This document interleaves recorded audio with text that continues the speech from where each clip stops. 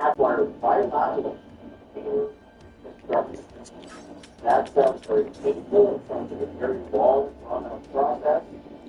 So my guess is if you want to continue this through, you have to have surgery on both the steps. And if you decide not to do surgery, you can get around that surgery. And it still sounds like it's really serious.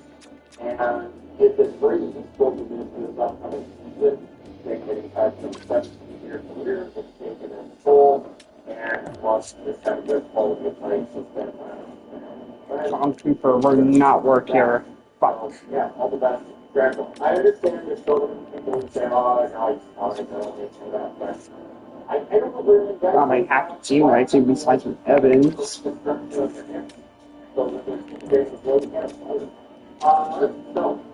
Vancouver is working tonight to try to fix the computers in the world, and the problem is that nothing money at this point, so they can have to bring somebody else in order to computers. I remind them that they're good Comcast attitude, so give them a shot.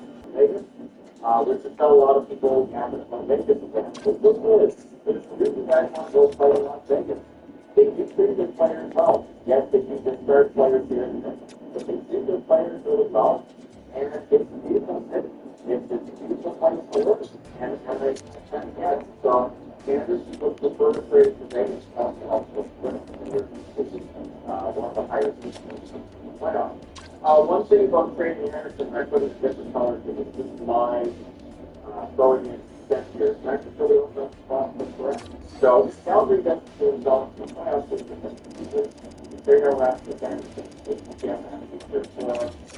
You probably have to take some money back and some contracts for this but and it's correct, it's, so at the end of the business, so if you're not to do the playoffs, why not just correct again?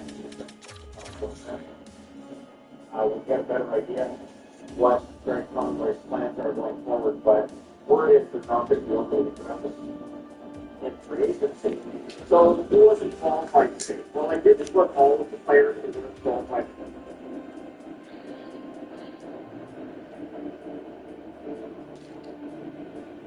Frisky, sparky mixed treats. Tantalizingly tasty, deliciously crunchy.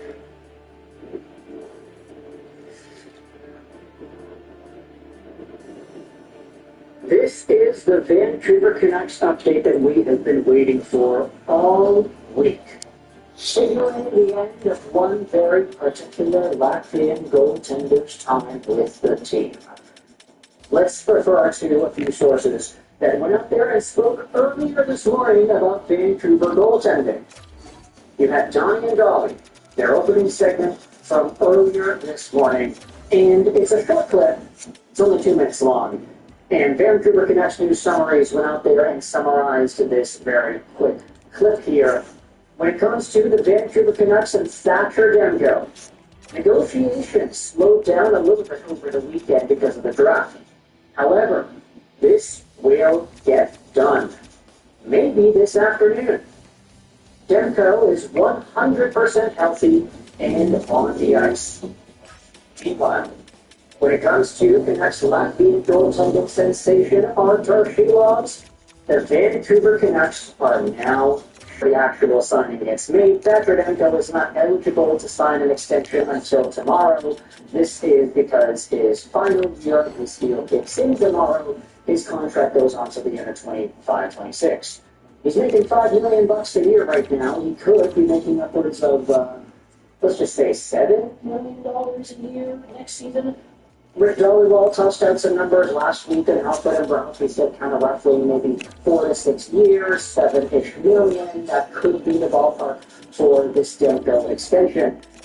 And here's the thing that I think a lot of Canucks fans are thinking about. If the Vancouver Canucks do pay Thatcher Demko, let's say $7 million a year, or not 7, let's say 7.5. If the Canucks pay Demko 7.5, that's going to round things out with Kevin Lankinen in the $12 million a year range for 2 goaltenders. Do the Canucks want to spend $12 million a year till the end of 2030 on 2 goalies? really doesn't sound ideal when you put it out like that, but then you think about it and it's like, okay, well, the cap is going up, and Demko is a very good goalie, and you think about some of the other tandems around the NHL, and Sergei Bobrovsky's making 10, and so if he's making 10 and the backup's making less than $1 million, then that's maybe around the same dollar amount there. It's fine. It's not that bad. Teams are going to be investing money in goaltending the next little while here. They're starting to understand the importance of a strong duo. And with the Edmonton Oilers getting absolutely toasted in the finals this year due to a number of factors, but in particular goaltending, I think this will really start to set a new status quo around the NHL where goaltending is prioritized. And especially in Vancouver, they have two good goaltenders, Lankinen and Demko.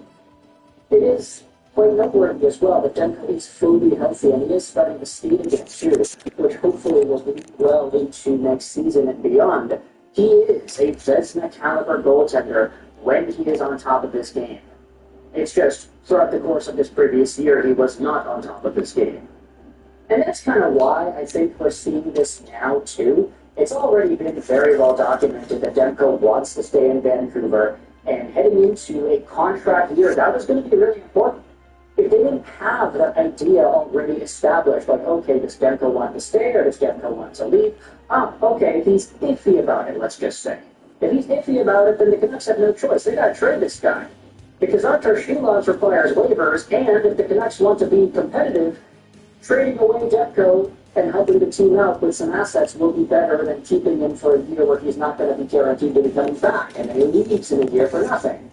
Vancouver just could not afford to take the same risks that they did with Besser and Suter with Demko this upcoming season. And I know that's kind of redundant to say because, last year we were saying the same thing. The Canucks could not take risks on these guys, but they did, and inevitably it didn't work out because now they're going to be going to the market. Thatcher the Snatcher, though, is in a tighter spot because there's a very big chokehold on the goaltending position. You've got one guy who's guaranteed to be sticking around in Lank, and then you've got another who just absolutely teared the roof off in the AHL playoffs in Shilovs, and you've got a third who was a Vezina caliber goalie last year. So really, it was pick your poison, and you already had one guaranteed in Lankinen. The Canucks were not going to go with three goalies. That didn't really seem to be the plan.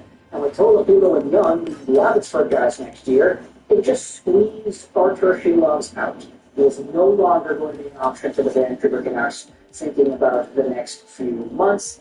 And as such, his name has been tossed out there in trade rumors now. He is on the market. And I have no doubt that if the Vancouver Canucks were to hold on to Shilovs and they were to send him down on waivers, let's say the last day before the regular season begins in September or October or whatever, if that was the case, there will likely be at least 2 or 3 teams that take a flyer on Artur Shilovs that think that he is an upgrade on their own backup goaltending position and then just try to figure out what to do with the other pieces after. I have no doubt that there is at least one NHL team out there who internally thinks, oh man, that Artur Shilovs, he's better than our backup. Like Columbus, for example. They might want to take a swing on another Latvian goaltender. There's a lot of history there. There's definitely at least a team or 2 or 3 that would see Shilovs as an upgrade, and therefore I don't think it's wise for Vancouver to just expose him to waivers next year. They can't pull off a Jacob Markstrom of 10 years ago. They can't send him for waivers and have him clear. That's going to be really difficult. So ultimately, it's going to boil down to what the Canucks are able to get out of Shilovs, and realistically, when you think about the long-term development and the asset management here, Artur Shilovs was a 6th-round pick.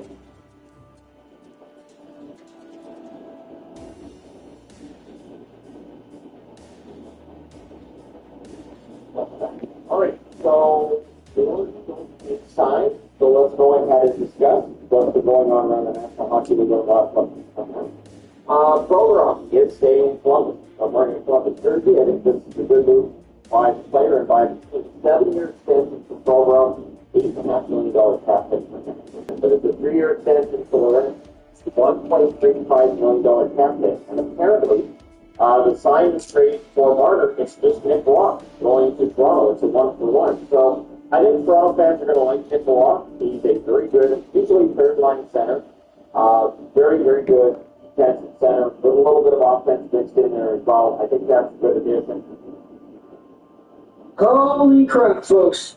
Oh my gosh. Oh my goodness. I was going to sit here and make a video about the Edmonton Oilers re-signing Evan Bouchard and the Red Wings re-signing Austin Berger. I thought, yeah, that's a great video topic. We could combine the Wings and the Oilers again because they just happen to have their news come out at the same time. But we are putting that on the back burner for now, folks. That might be later in today's show because this video is talking about Marner, who has been traded to the Vegas Golden Knights.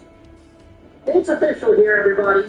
Marner is getting an 8-year extension signed by Toronto, flipped over to Vegas. 8 years, $12 million a season. The trade is not done yet, but I honestly don't care about the trade.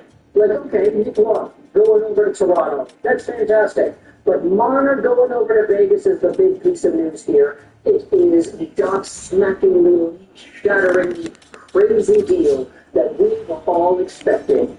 12 years, 12 million dollars a year, 8 years long.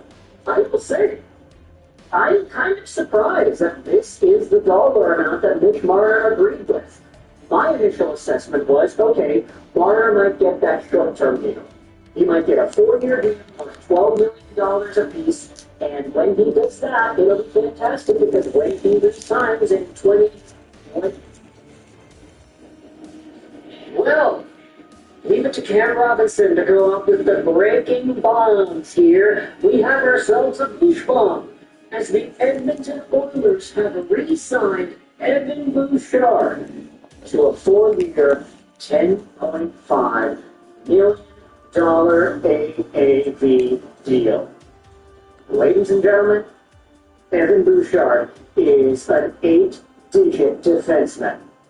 And now, with this deal in place, we have a new core 4 in the National Hockey League between Evan Bouchard and his 10.5, Connor McDavid and his 12.5, Leon Draisaitl and his 14, and the last one in that core 4, oh, you already know, baby, it is Darnell Nurse with him and his 9.25.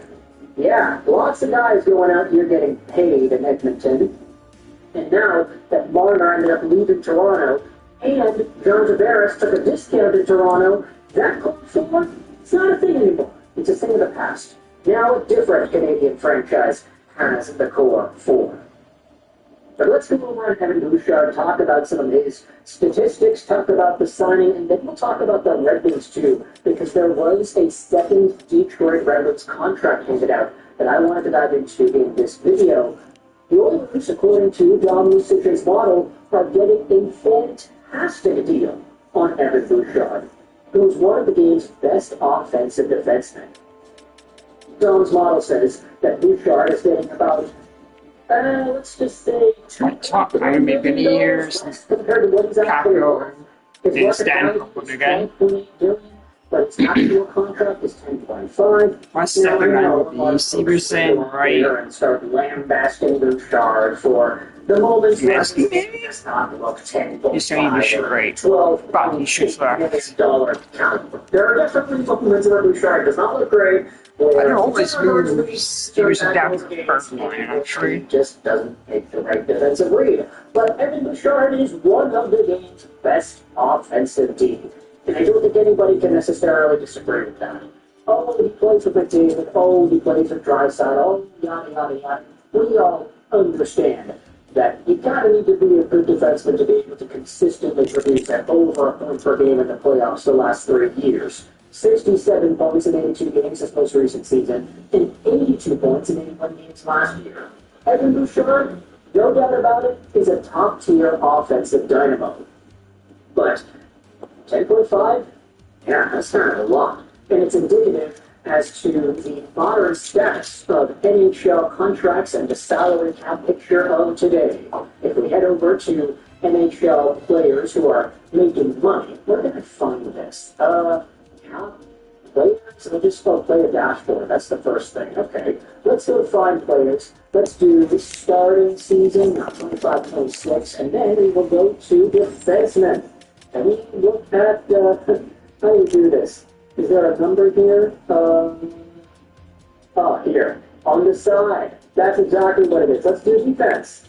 And take a look at this. Patrick Lainey's better, really. 11.5, Drew Doughty, 11, Dolly, 11, Bouchard, this fourth most expensive defenseman in the National Hockey League, making $1 million more than Zach Werenski, which is, I don't know how I feel about that.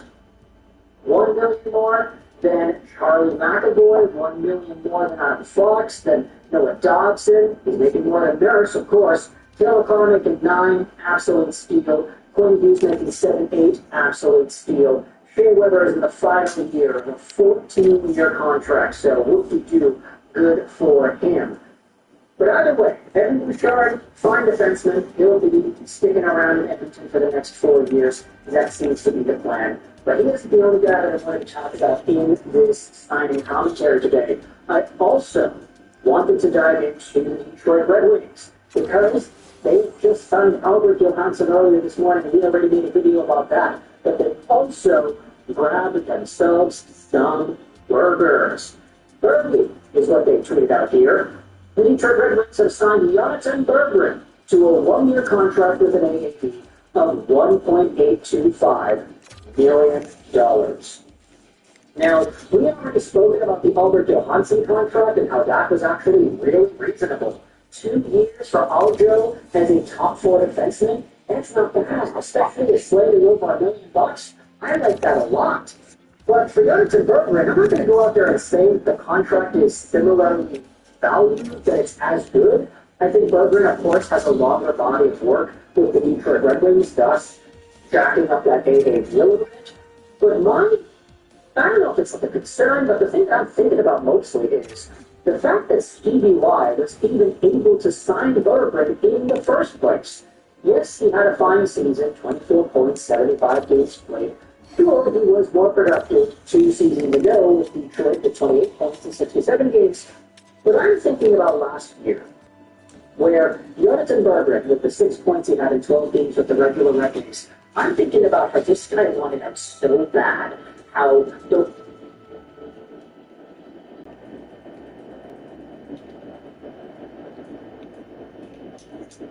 Welcome back. All right, so the game is over, and we're going to actually talk about it here, and this is great.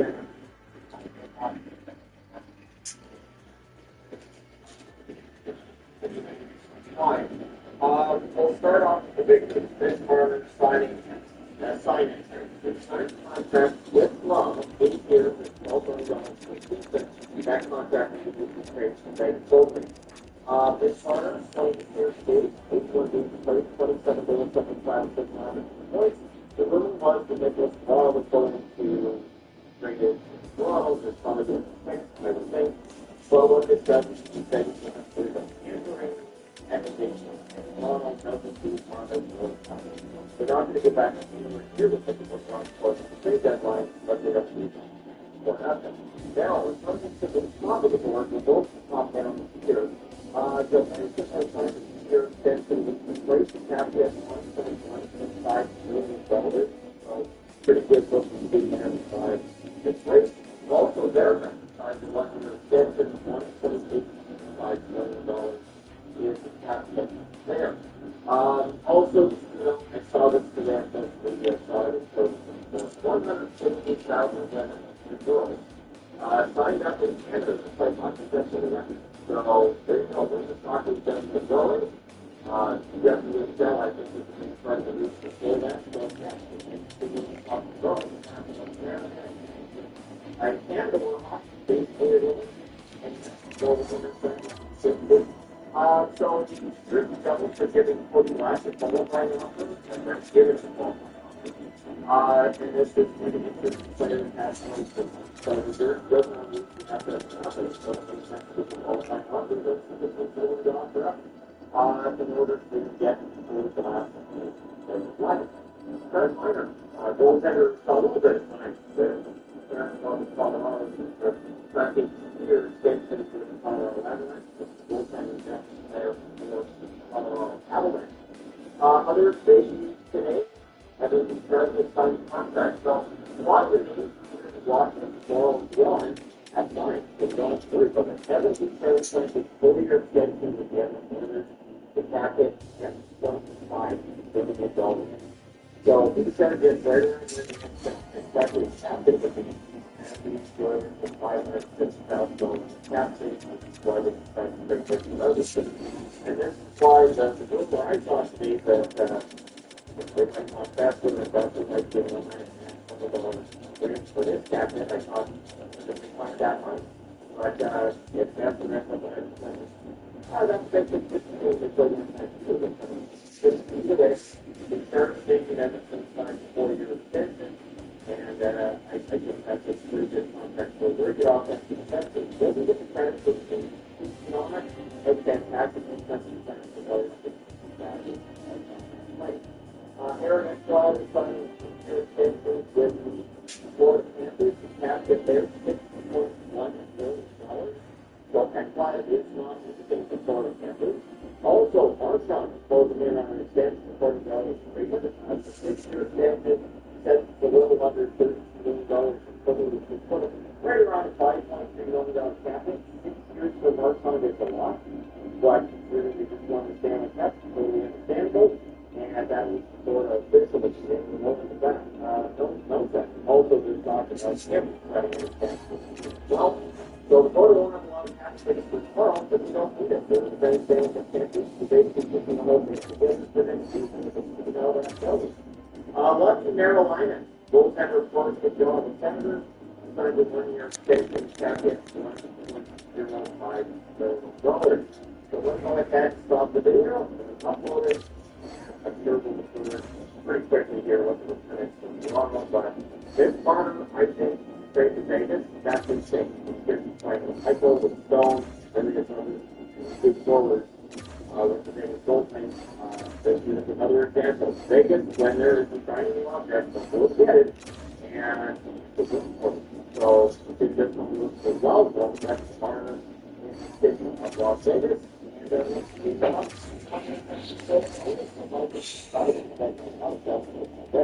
Thank you guys so much for all your support as always. Talk to you again.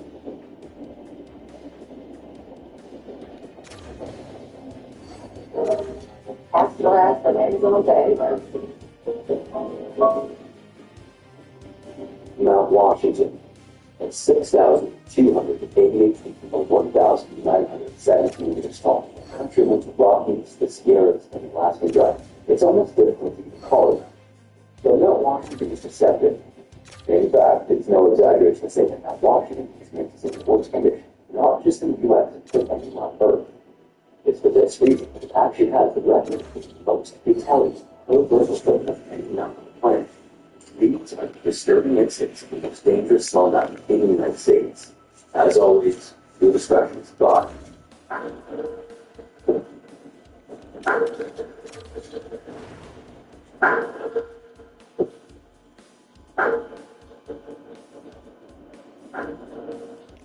Mount Washington, located in presidential range of the White Mountains in New Hampshire, doesn't look like a killer.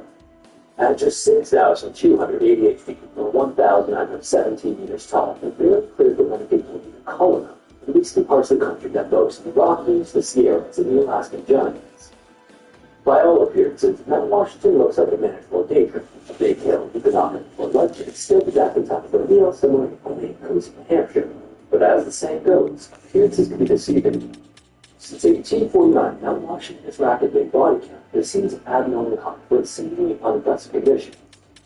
With more than 160 known fatalities and hundreds of rescues every decade, Mount Washington is actually so deceptively dangerous that it holds the title of the mountain with the most deaths per vertical foot in the world. This is even stranger when you consider that at the summit there are several buildings and tourist information desks, but all seeming so harmless. And yet, not far from the tourist information desk, there's a phrase posted that finally hits the danger. It's a list titled Casualties of Mount Washington, with meaning searching back almost 2 centuries. The truth is, Mount Washington's danger clearly isn't at its height. Instead, it's due to conditions on it. The weather portion of the world, and that's actually not an exaggeration. Winds of more than 230 miles per hour or 370 kilometers per hour within the top of the summit. For context, that's just shy of the speed of an Cat 5 category tornado. These hurricane-force gusts also blasted for about 100 days a year, and temperatures fell to levels that would freeze your skin solid in minutes. Even on these sunny, long days, conditions at the top return to whiteout blizzards so fast that by the time you realize you've traveled, it's already too late. And as a result, every year, Mount Washington loses a new victim. Some confident, some clueless, all of them unprepared for the worst of the swings. Some die just to be for shelter, others vanish as the snow or slip off hitting the cliffs. And a few of these make headlines, but most don't, and together they've earned Mount Washington a fierce reputation as the deadliest slumdog in America. Long before it earned this distinction, Mount Washington was a place of awe, mystery, and deep respect. The indigenous Abenaki people knew it as Agiococha, or home of the great spirit, and believed the summit was so sacred that its years reclined.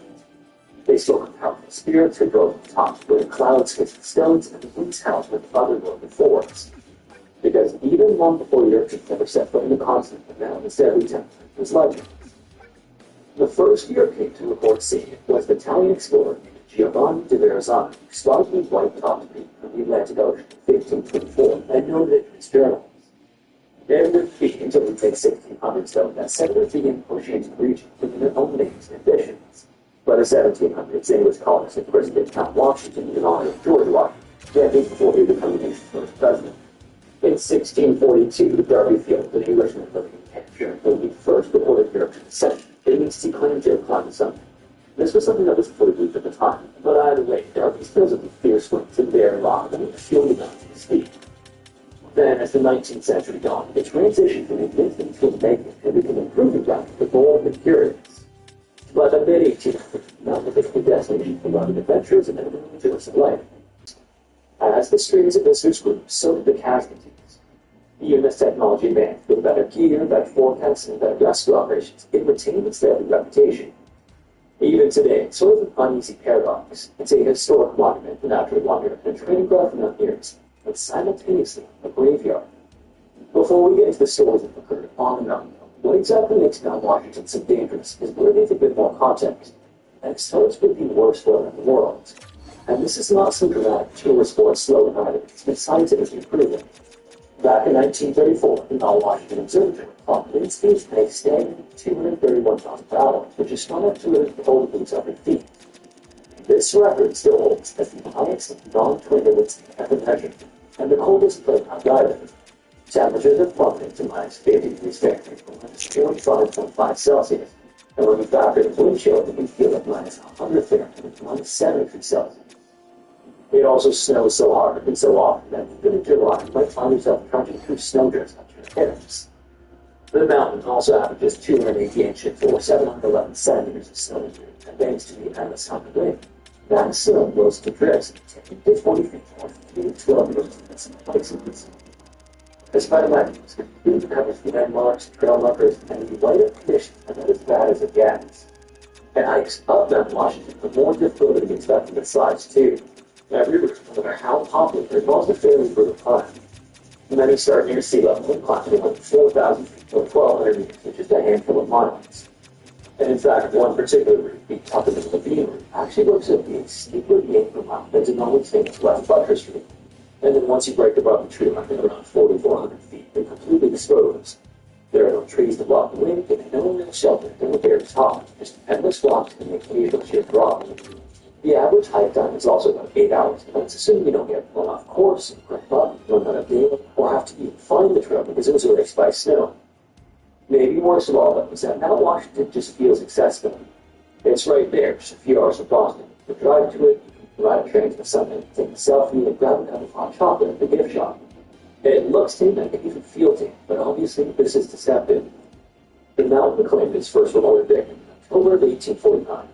Frederick Strickland, a 29-year-old Englishman, determined to conquer Mount Washington despite winter wet conditions. He would end up reaching the summit, but it was on the descent that disaster struck. Strickland lost the trail, so when the dense wilderness overtook, where the clouds made the racing landmarks. Then alone, disoriented and battered by the elements, he wandered until his strength gave out. His body was then found frozen solid in an abandoned river. 6 years later, the mountain would be second employment him, its first woman. Lizzie Bourne was just 23 years old, and despite a pre-existing heart condition and heavy Victorian clothing, would have made movement difficult. Good weather, Lizzie set off with her uncle and cousin, aiming to see the next morning sunrise from the summit's famed tip-top mountains. As the afternoon wore the weather deteriorated. Cold, wet winds tore their clothes, and clouds obscured the trailhead. Soon enough, with the night closing in and the trail visible, the group built a crude stone shelter against the wind and huddled for warmth. By morning, however, Lizzie had succumbed to the cold and died of hypothermia. And tragically, in a cruel twist of fate, when the fog lifted, Tip-Top House stood just a few hundred feet away. It was so close, they probably could have crawled to him had they had done. But despite this well-documented history, Mount Washington keeps coming to to this day. On the morning of June 17, 2024, Jesse texted his longtime friend and neighbor, Dennis, to share his excitement. Now at 53, Jesse was an experienced hiker who had fallen in love with New Hampshire's White Mountains after moving to Massachusetts in the late 1990s. Many weekends found him venturing north from Summit to Andover, sometimes this way from the 3 trailers, but often with his teenage son, who shared his mother's stamina for strenuous multi-day climbs. And then, even when he wasn't hiking, he was preparing for it, following outdoor YouTubers, researching the latest ultralight gear, and updating his list of dream climbs, including Mount Kilimanjaro. In his kitchen, he even had half of New Hampshire's 4,000-foot peaks, and by June of 2024, he had already conquered 21 of them. That weekend as well, Jesse tackled one of the storied routes to the White Mountains, something known as the Presidential Traverse. This is 20 miles or 32 kilometers across 7 exposed 4,000-foot peaks, including Madison, Adams, Jefferson, Washington, Monroe, Eisenhower, and Pierce. And he had hoped to share his travel with his son, but when his son couldn't get away from school, he decided to go solo. Around 9 a.m. that morning, he texted photo his packed gear to Dennis, smiling with anticipation. Then by Friday night, Jesse was at a 10-second nesting in a high grove of hardwoods near the base of Mount Madison. He then sent a short drone video to his family, capturing the surrounding wilderness. Early Saturday morning, Jesse's out of his path, and skies were overcast but manageable at first. As he climbed Mount Madison and snapped a series of selfies from the sun, the weather worsened. Gray skies turned to steady rain. The peaks began hit by clouds and wind tugged his jacket hood. But still, Jesse pressed onward over the rockies of Adams and Jefferson. This is where things took a horrifying turn. At 2:50 p.m., he texted his wife, quote, "Now ran 3 miles from civilization, being considerable hypothermia." He then also added the request for him to watch his phone's travel location. Then at 4:26 p.m., another text read, quote, "Heading to Mount Washington for Lake of the Cross Pines." By this point, the weather was collapsing faster than either of them realized. Up at the summit, the wind was blowing to 80 miles per hour, 129 kilometers per hour, and temperatures windows down. Sleet and snow also fell over the exposed ridge, and the wind chill dipped to -5 degrees Fahrenheit and -21 degrees Celsius. This is an unthinkable day for anyone, much less a soaking isolated hiker. Then just an hour later, at 5:30 p.m., Jesse sent him a gut-wrenching text, quote, "In trouble, can't move." His wife then immediately asked if she should call for rescue, and Jesse simply replied, quote, "Yes, heard it done." She then called 911, only to be told the rescue would be in a precise location before they could launch a mission. Afterward, his wife frantically tried to guide authorities using his last minute coordinates from Jesse's phone, and their son helped pinpoint longitudinal latitude using satellite imagery. As this was going on, as they scrambled to coordinate help, his wife sent more messages asking if he was awake, and for a time, they were still replying. Then, finally, there was another message from Jesse, quote, "Lost, need help." This would be his final communication. Lieutenant Martha of New Hampshire Fish and Game received a report at 6:34 p.m.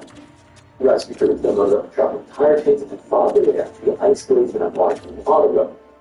4 hours later, at 10:38 p.m., after hours of brutal searching, the first team found Jesse on the Gulfside Trail near Mountain Clay. He was unresponsive and deep in the hypothermia. They then constructed a makeshift shelter to shield him from the storm and tried desperately to warn him. He was then evacuated back to the base of Mountain. From there, he was rushed to the hospital, but despite every effort, Jesse couldn't be saved. He was pronounced dead after several hours of attempted resuscitation. He had been less than a mile from the Lake of Cross Hut, where he likely would have been safe. In the aftermath, understandably, Jesse's death sent shockwaves to his family and the hiking community that admired him. He wasn't some reckless adventurer or thrill seeker unprepared for mountains. He was thoughtful, experienced, but man, and still, he died. And just 2 months later, Mount Washington struck again. In August 2024, a 72-year-old man decided to take the Cog Railway up to the summit and then hike down with his own power. This is a fairly common thing for tourists of the mountain, and it was a decision that seemed harmless at the time and should have been obvious. Again, this was August, so the man was dressed only in jeans, a thin raincoat, and hiking boots. As he descended, though, the rain turned sleet and fog thickened, and the summit's mild winds grew stronger. And worst of all, temperatures then plummeted to below freezing with the wind chill. A fellow hiker found his body the next day, sprawled along the Gulfside Trail, just half a mile from the summit, close enough that he might have survived had he turned back sooner. Or maybe he was already on his way back. Several months earlier, in March of 2024, two hikers were attempting to ski down the Tuckerman Ravine after a hard-earned climb up Left Gully. The snowpack, though, weakened by a week of warm temperatures and then flash frozen on a new ice, had turned the slope into a death trap. Both hikers seemed to have slipped simultaneously, or the snow gave way, and the two went to an uncontrolled slide at 600 vertical feet, or 183 meters, over hard snow, sharp rocks, and hidden crevasses. One of them was killed instantly in the slide. Then, just minutes later, in a tragic coincidence, another hiker fell on nearby Hillman's Highway and suffered critical injuries. And then there's Sarah, who didn't slip or get lost. In June of 1994, after finishing a skiing run on the head wall of the Tuckerman Ravine, Sarah was making her way down and the mountain dropped a 15-ton chunk of ice on her. Falling ice at Tuckerman Ravine isn't a rare thing, especially in late spring or summer, and on that day, warnings had already been issued for unusually dangerous conditions. And so, several massive ice blocks broke through the headwall, some big enough to crush entire groups of climbers. Sarah never stood a chance. A single erratic piece of falling ice struck her down in an instant. Avalanches, too, are regular across the mountain. In April of 2019, a 32-year-old skier ventured alone into the Raymond's Cataract Dip northeast of Tuckerman Ravine. This is a known avalanche risk zone, and sometime that day, a slide buried it under feet of compacted snow. By the time search and rescue team found him after an exhausting 90-minute day, he was in cardiac arrest, and despite every effort to save his life, he was pronounced dead. Not every incident comes with a thunderous fall or a dramatic rescue attempt, though. Sometimes it's just quiet, creeping exhaustion. In June of 1933, Simon Joseph, who was just 19 years old, set off with friends toward the irregular clouds hut without food and miserable weather. Rain and cold battered the teenagers as they ascended, and the group eventually drifted apart, weakened by hunger and fatigue. Simon then accidentally veered off the trail into the mist, missing a critical turn. A massive search was launched, but quickly hampered by dense fog and dangerous winds. Days later, his body was found heartbreakingly close to the hut. If he had kept the path, he might have lived. And in fact, even those whose job it is to save others aren't safe from Mount Washington. Albert Dow, a volunteer with the Mountain Rescue Service, set out to find two missing climbers in January of 1982. The teenagers were trapped somewhere in the upper portion. Avalanche warnings were issued and the mountain was raging. Visibility was also on the zero, and yet still, Albert and his team climbed. Albert, however, would never make it back. On the descent, he and a fellow rescuer were caught in an avalanche near Lionhead. Albert was found 2 hours later, buried under 3 feet of heavy snow. He became the first and still the only Mount Washington rescue volunteer to die during an active mission. And the climbers he was trying to save ended up badly frostbitten but alive. So you can look at Mount Washington's record and start to wonder, how is a mountain barely taller than a Denver suburb keep killing people like this? And the answer is clear. It's combination of standing on a summer-bound trail in the morning. And if you're feeling really casual, you can literally take a train or drive across the top of a bumper sticker that says you did. It all feels manageable, touristy, and that's exactly the trap. People see the paved road, gift shop at the summit, and think, how bad could it possibly be? They see the blue skies at the base and assume what it will hold. It doesn't need to be stormy when you start. It doesn't need to look dangerous when you race with boots. But, even for the experience, the mountain is still obviously dangerous. Yet climb doesn't need to rush from adventure. To give you the right mountains, to be strong and capable, but still Mount Washington took me.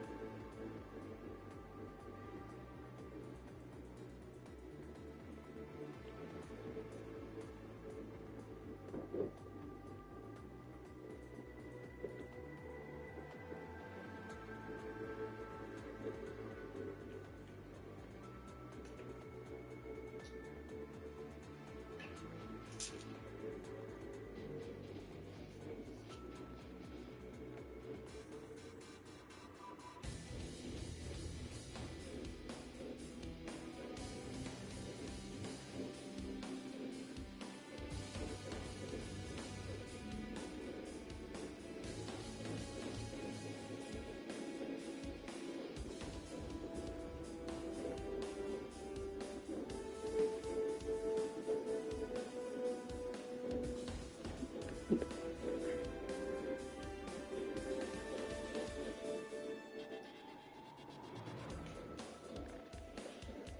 the voices heard in this video are made synthetically using artificial intelligence. Nothing in this video reflects anything actually stated by the real individuals involved. This is entirely satirical for entertainment purposes, and actual political content is avoided for that reason. Please enjoy.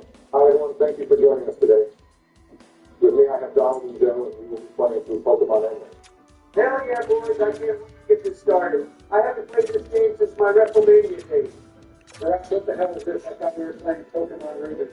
I figured we should just go Emerald instead. After all, it is a clear upgrade from the original Poe game. The inclusion of both villain teams makes for a more engaging storyline. The legendary cutscenes are much more badass. And the overall quality of life is better in Emerald as compared to Ruby and Sapphire. Definitely. Don't even get me started on the Battlefront here. I remember grinding for perfect natures and EV training my Slaking, Latios, and Registeel so I could get gold symbols in each different facility. That shit took me months, but it was probably the most rewarding feeling I've ever had playing a video game. Yeah, but who gives a shit if my beloved Zangoose is unattainable in this game? Nothing you can say will convince me that Emerald is better than Ruby. I can't believe you would do this to me, Barak.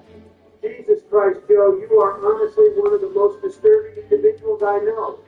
It didn't take but 30 seconds for you to say the most cringe shit I have ever heard about Pokemon. Oh, is it cringy, Donald? Is that Yes, what it Joe, is? it's cringe. Just like how every American cringes when you try to give a speech to the nation. I can't believe you're actually trying to get elected. Can we settle down for a second? I invited you guys to the call so we can have some fun playing Pokemon. I'll get into a roast battle. Can you just help me decide on my character's name, please? How about the GOAT? After all, we're going to be the greatest Pokemon trainers that ever lived after we're done here. Damn, Joe, that's actually a pretty base name choice. Maybe Obama has a point you should chill out a little bit since we're just here to have fun. But honestly, Barack, you couldn't just spell the GOAT like a normal human being. You had to let out your inner basketball American on this one, didn't you? Donald, shut your racist ass up. I had to spell it this way so it could fit without needing to exclude the space between the words. I just wanted there to be some aesthetic to the name. You know what I mean? Whatever, Barack, let's just get on with the gameplay.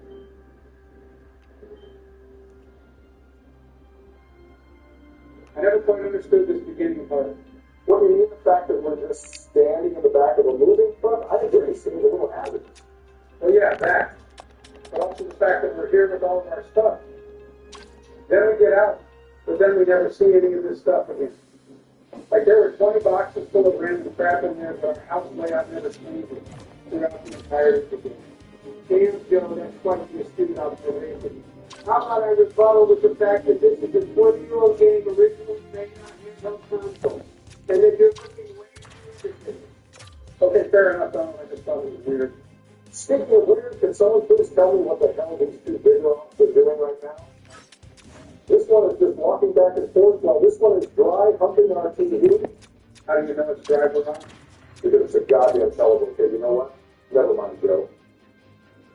I'm just going to go ahead and grab the potion from the PC and fix the clock so we can progress the story. By the way, I should go ahead and fix the settings here. I'm going to turn on set mode for the added challenge and also fix the border to something cooler. I always like this one in particular. Sounds good, Barack, and holy shit, we have a game in here. We better have melee on this thing. I've been grinding and slipping, and I'm almost out of gold finally. Well, now, Donald, you're not getting out of gold. You're the epitome of an average slippy top load player. Remember when I pre-stopped you last week in 60 seconds? First off, it was my 6 multi-county lead canceling Falco on Final Destination versus your candy-ass chain-grabbing Mark, who you only play by the way because your catatonic hand can't handle the complexity of the space animal. All you do is push by the edge and shield grab me and back throw me and get your issue. Whatever you are over this, I would easily destroy you in the Mark Ditto. Do either of you play any Brawl? But no way. I've been working on my Meta Knight, and I've really seen some improvement over the last few months. I'd like to try it out with someone. Guys? That was a fucking joke, right, Barack? No, we're not playing Brawl with you. And please pick a different character if you're going to actually stick with Brawl for some reason. Otherwise, no one will ever want to play with you. Okay, whatever screw you guys, Brawl is a fun game. Anyway, I'm just fucking around in Manny's room here, but more importantly, it's about time we decide on what's starting. Personally, I'm leaning towards the Trico line. If we were nuzz-locking this, I would pick Mudkip, but we're not, and he is incredibly overused. And normally I like to pick the fire starter, but this time I want to change it up. What are you guys thinking? Honestly, I'm impartial here. I think the balloon starter is incredibly badass. We got the original firefighting type in Blaziken, then the most overpowered starter ever in Swampert. And finally, Trico was fucking sick in the end. And also, there's like no good grass types in this generation besides him, so I'm okay for that. Okay, well, you guys are clearly mentally insane, Joe. I expect that from you, but honestly, Barack, I'm surprised that this is okay. Trico is easily the only non-viable choice here. Swampert sweeps the whole game, and Blaziken provides incredible coverage with his two stabs. Trico is literally only good in the late game, by which point he will be fine. Donald, I pick the Trico. Trico provides us with a safe victory against the first gym, unlike Fortune. And then it will be our heaviest hitter for the late game from the seventh gym all the way to the champion battle. Also, Joe has a point with no other good grass types in this game besides maybe like Bellops and the Brayden. Reptile is very fast and gets Leaf Blade, which has one of the coolest animations in Generation 3 Pokemon. I'm sorry, Donald, but Trico is here. Okay, fine. You guys make some compelling points. I guess I can get behind the reasoning. I agree that Generation 3 did not miss with the starter selection, unlike its predecessor, Generation 2, which missed completely. That gym is ass. Thanks for cooperating, Donald. And real quick, guys, I have an idea for the nickname here. I thought about this one ahead of time. Did you guys ever play Pokemon Mystery Dungeon Explorers of Sky? Oh, hell yeah, Monster Spinning. That game is one of the best spin-off games Pokemon ever made. And if you're referencing the anti-heroic robot, I'm totally cool with naming it after. Okay, cool. I think I'm just going to go with Sky then to keep it simple and elegant. Now we just need to go find May, beat her ass real quick so we can start our journey. All right, cool beans, Barack. Do you guys have any suggestions for how we can formulate the rest of our team? There's a couple of Pokemon I think would be cool to have, but if we're going to be doing this run together, we might as well find one. We can take a bet Donald outside the lab. Good one, Joe. Very good. Small Joe. Great base mate. But honestly, Donald, yes, I have some team ideas. But first, I want to state how there is something I wanted to do with this run. Obviously, we aren't doing a Nuzlocke because I don't want to deal with the copious amount of grinding and planning that comes with that. But there are going to be some challenges we should put on ourselves. I want to switch the settings to set mode. And I also think we should play without healing in battle while also trying not to over-level too much, at least purposely. Finally, we should organize a core team of 6 to bring to battle with us for consistency purposes. Wow, Barack, you really sound like you know what you're talking about. For someone who just tried to run off to the left without fighting May first. Hop off, Donald. It's been a while since I played through this generation. Can you guys remind me what timid nature means again? I don't remember the natures at all. Timid is plus speed and minus attack. Honestly, not good or bad in my opinion, because Sapphire doesn't need any more speed than it already has. And we won't be touching any physical attacks after like this episode. Oh, okay, thanks, Ron. How are you so familiar with the natures? I never really cared about them. Well, they aren't too important for in-game purposes, but I like to dabble on Pokemon Showdown a little bit. I'd also like to watch some of those Showdown YouTubers like Pokeaim, Blunder, and Nathan Likes Chicken every now and then. Shimpac's Pokemon Jeopardy could be fun to watch as well. I mainly just play random battles, but building teams to test on the ladder can be fun, and eventually you just start to recognize what different natures do. Timid is a pretty common one for special sweepers like Alakazam or Gengar. Okay, Obama, we get it. You're a complete nerd and possibly a virgin. Can we go back to talking about our potential team, please? I think we should try to use a team composed of entirely Generation 3 Pokemon, not just because there are some pretty sick ones introduced here, but also because it will give a cool sense of unity to our team. It also adds a little bit of a challenge, since we can't just sweep through Watson with a Geodude or pick up an early Gyarados to neutralize the rest of the game. Okay, honestly, boys, since we started talking about how this run is going to play out, I've been getting really excited about it. Just one thing though, who the fuck is Watson? Oh, Jesus, Joe, I really hope it won't be your turn to play by the time you have to take on Watson. He's one of the hardest gym leaders in the game, especially since we decided on Trico. Combustion and Mark Top to deal with the refusal, but Romano won't be able to do too much despite being in resistance to election. Oh, wow. Whose fucking fault is that? That's right, the goddamn Democrats are his fault. These two makes these moronic left-leaning decisions so much that you couldn't help but think the whole game all of the left that just so happened to have Trico in it. I think I figured it out. Donald, I assure you, you could not be more wrong in analyzing our decision-making process. Besides, that's not important right now at all. We have our first rival fight now. I got us up to level 6 as some insurance, especially because we do have an attack-lowering nature. And that could serve as a disadvantage here. My goodness, guys, I just gotta say something.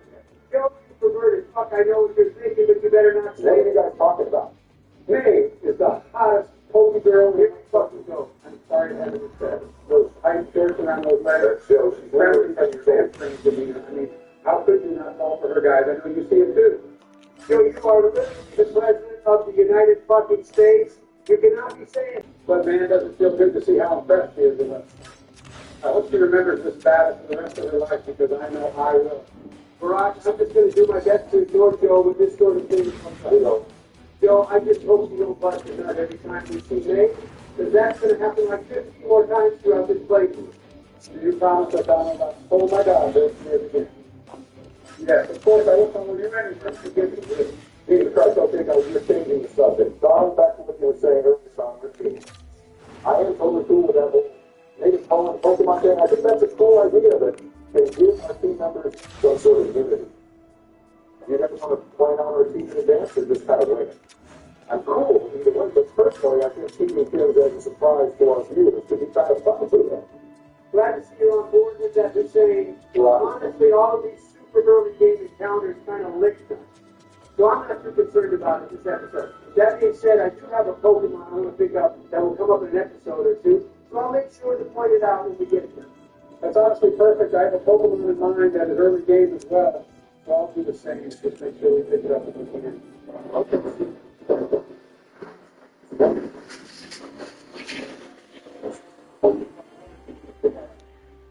Hopefully we can agree on who we should add based on how our team is looking after we get all of our early game encounters. For now, we need to make our way to the next town, but to do so, we're going to have to fight some trainers on the way.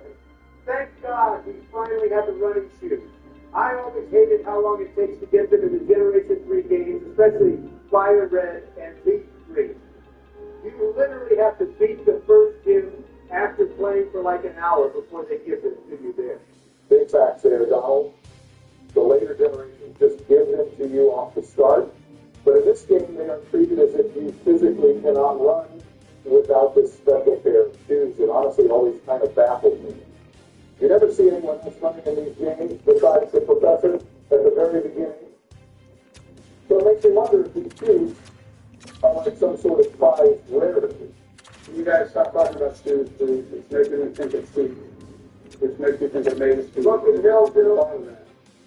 Oh, it's getting me bricked up. Joe, you are an abomination. Do you even realize what the hell you are saying right now? Besides, there's no way your senile ass can even get bricked up. Trying to do it. Okay, that is tough. Yeah. Donald has a point in that you need to get your ass to therapy because the United States does not need its president to have a foot fetish for adolescent girls. That being said, Donald, you are way too quick at outbursting at everything Joe says.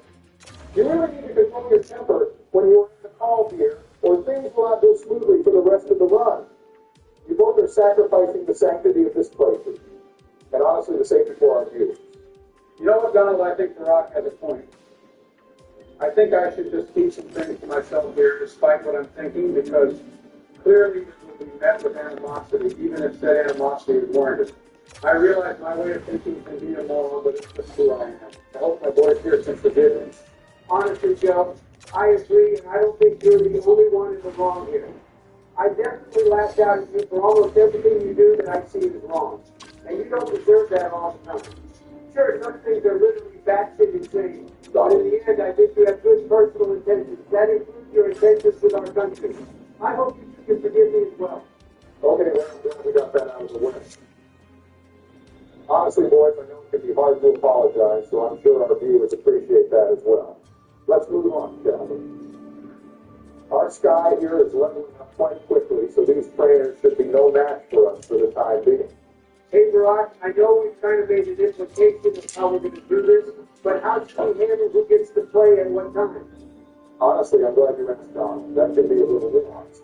So, we might just have to play by ear. If we switch every episode, we run the risk of someone battling multiple gym leaders in a row. For fairness, we shouldn't subject ourselves to that. However, if we switch after every gym leader, then there will be some occasions where someone only plays for one episode and the next person plays for like 4 episodes. So it's more complicated than it seems. Okay, yeah, but here's the thing, Barack. I don't really think it's a big deal if someone misses out on this year twice, and we can deal with that as it arises.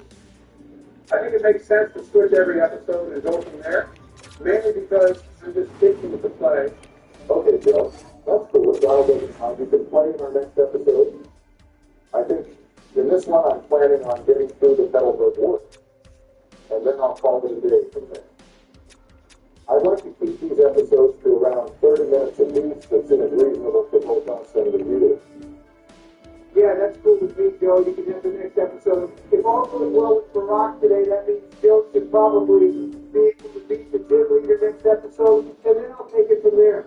Sounds like a plan, boys. Hey, now that we're pretty much back on good terms with each other, I'd like to revisit something you said earlier, Donald. Sure thing, Joe. What's on your mind? Well, I can't remember exactly how you said it, but it was something along the lines of Generation 2 sucking ass. Did you mean the starters or the generation as a whole? Well, in that context, I was talking about the starters, but really I think it is Pokemon's first generation. Well, Donald, I don't really see how you can say that considering Crystal is inarguably the best Pokemon game in Nintendo. Joe, you fucking... Donald. Joe, I'm going to have to respectfully disagree with you here. While Crystal did fix a couple things wrong with Gold and Silver, I believe the entirety of the game is flawed in the first place. I barely know where to begin. The vast majority of the new Pokemon are severely underwhelming. The gym leaders barely have any Johto-specific Pokemon, and the levels of the late game are so incredibly all over the place that you barely have a fully evolved team by the Elite Four. Good job, Donald. Okay, Donald, those are some good points. What do you think of what I have to say really quick? Fuck, I meant to dodge this trainer. Oh, it's good for Ron. Okay, Donald, I think Crystal just has a special place in my heart out of nostalgia. And I'm kind of just blinded to the abundant flaws the game has. Some things are great about it, but most things make the game pretty underwhelming. I see that. Joe, just like how it was the first game you got to play as a girl, don't you? Is that true, Joe? I told you I'm going to start kicking them outside of that. Here's why I didn't want to fight. It'd be an absolute pain to deal with if you didn't get fortune. They can heal themselves with Absorb, and they can also status you with their ability effect score if you make a contact move. That's why I'm going to start on with a leader against him, so I don't have to hit it 3 times. Honestly, Griffith is such a sick Pokemon design. Grass and Fighting is a pretty cool type combination for a Pokemon to have, especially because it resists both ground and rock type moves, which is difficult for a Pokemon to do. It has super high base attack and gets stat priority knock punch on top of plenty of other cool moves. I used to always pair it with my Swampert. Unfortunately, since our starter is Grass, it doesn't make much sense for us to go pick one up from the woods. Big facts, Donald. I don't like mixing typings in the party either, and since it is both grass and fighting type, that means I really only pick up a Shroomish if I started with Mudkip.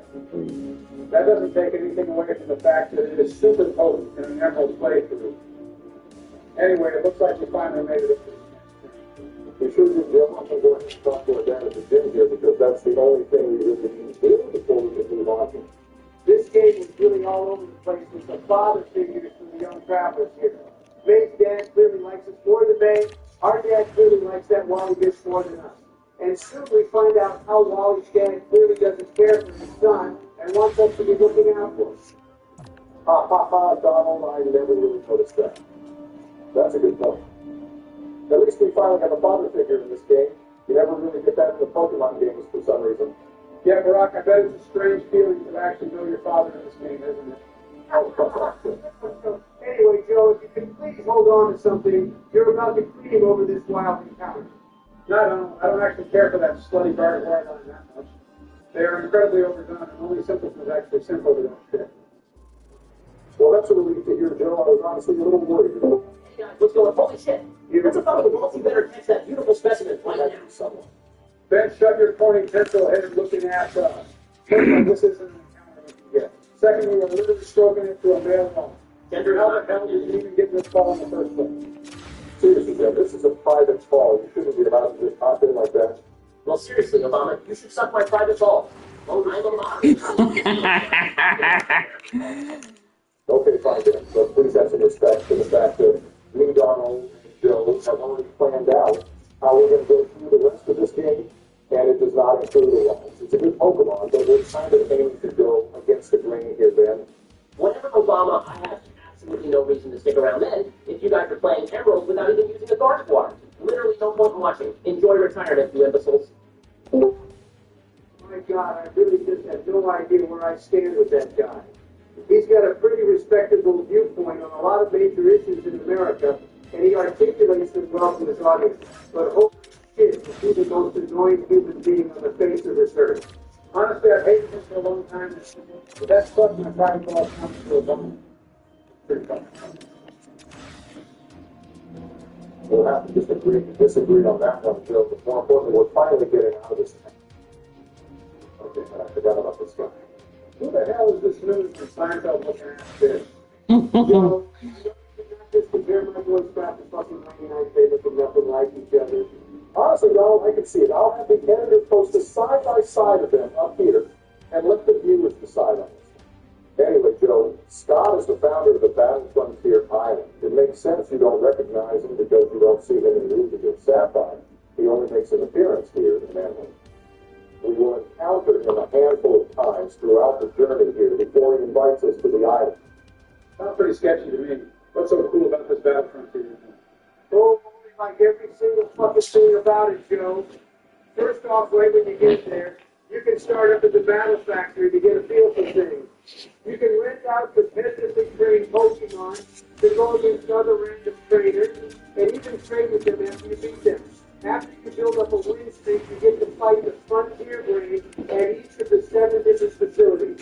And they will in turn reward you with a silver badge the first time you beat them, and then a gold badge the next time. Shit, I remember now from the anime. That's where Charizard beats the Articuno, I think. Also, the banger theme song. It's a battle winner, it's the friends you made. It's the road to choose. Jesus, Joe, that's not how the theme goes at all. What can I say, Brock? I am an AI-generated model, not Ariana Grande. Rock, what the hell is this demented old fuck talking about? I wish I knew Donald.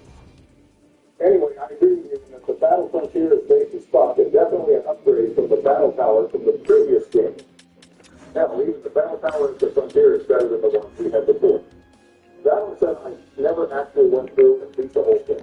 It was way too difficult, considering you essentially have to create a competitive team and get insanely lucky throughout each facility run. I just really like the Battle Tower. That's understandable, Barack. It is for sure a commitment. You would have had to be a football to actually go through and get each medal. Fuck off, John. I am a Pokemon master. I like how you called me a virgin earlier for knowing what each nature does, but you actually went through and got every damn Battle Frontier medal. Something that only like 0.1% of the Pokemon players have actually done. The battle, this pretty lady. You've got stacks for days, and you can watch them in 5 days. That's so lucky, Joe, but yes, the other point, these trainers are always worth battling. Unfortunately, they also have 4 stores that they tend to use, which is pretty damn annoying to deal with this. Yeah, and equally unfortunately, our Trico here does pitiful damage in the earth game. Still not regretting the decision to skip over Mudkip guy. Honestly, Donald, Bloodkip is just so overdone in YouTube playthroughs. I think that Trico doesn't get much love, despite how sleek his character is. Also, I think the mid-stage evolutions of starters are often underwhelming. Marshmallow fails to compare to both Mudkip and Slaughter, and Mudkip has come in its name and literally looks like a dick and ball. Holy shit, facts. Survival is inarguably the coolest mid-stage starter, Keep cooking, but I couldn't be biased because of how much I like the Mystery Dungeon series. You done writing for us weekend, Joe? I admit Joe Bile is pretty sick in theory, but he is literal trash in a playthrough of Pokemon Emerald. Rico is good for Roxanne, although not better than Mudkip, and he doesn't get Leaf Blade until like level 30. And up until that point, we're literally relying on Absorb and maybe Bullet Seed, two terrible moves. Jesus Christ, Donald, we aren't doing the best with hardcore and another box of Emerald Kaiser here. It's just a playthrough of vanilla Emerald for the purpose of our entertainment. And guess what? Truco calls for entertaining gameplay, having our starter fall off in the mid-game, but then come back to clutch up for us in the final stretch. It's just a fitting concept for the story. I don't see why you're so pissy over this. Whatever the fuck goes with you, I just like being optimist. And holy shit, who does this guy think he is coming at us with a bunch of level 3 wormholes? Doesn't he know you can level up your Pokemon? But I'm not sure about whether we should be allowed to do that. Besides, if I do that, it's going to mess up the background audio of the game. So I honestly don't really know. That one's up to you guys. Honestly, guys, I'm cool with allowing each other to use the speed up button in certain situations. I think it makes sense for pointless battles like this, as well as any time we need to grind up or something. We should probably just mute the game